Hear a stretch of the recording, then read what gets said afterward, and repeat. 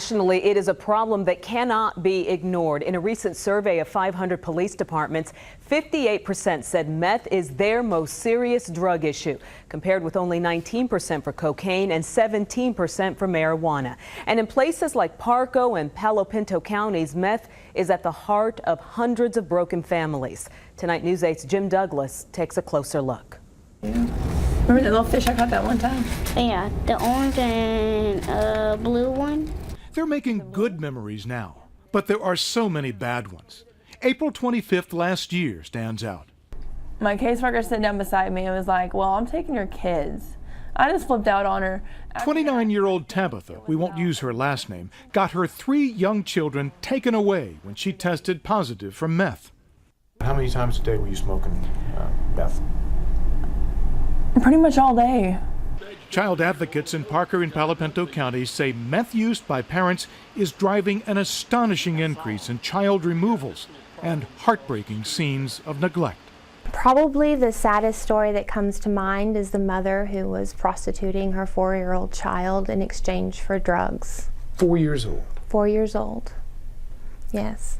Look at the spike. 5 years ago, CPS removed 16 children in Parker County. Last year, 110. Palo Pinto showed a smaller increase, but still nearly doubled from 34 removals to 65. I would say 70% of the cases at least have to do with meth. How did you get caught up in drugs? When I was young, I started doing methamphetamine when I was 11. Johnny Forsyth Jr. tells the story from the viewpoint of parent and child. It turned out I started doing methamphetamine with my family, with my mother and father. Where's your dad now? My mom and dad are both in prison. Forsyth's parents have long criminal histories for drugs.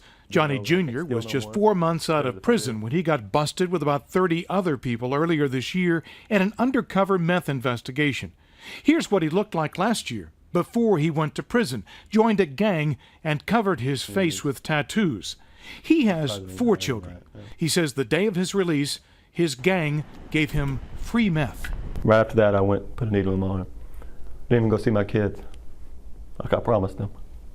Johnny Forsyth's childhood sounds a lot like extreme neglect that caseworkers see now. Well, I've heard of families with no power.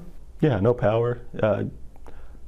That's the way I grew up, no power. You poop in a bucket, you don't even have a toilet.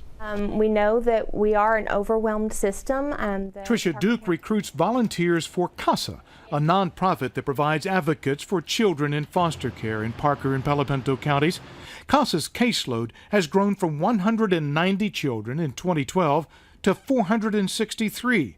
They expect 500 by the end of the year. You got 132 volunteers. How many do you need?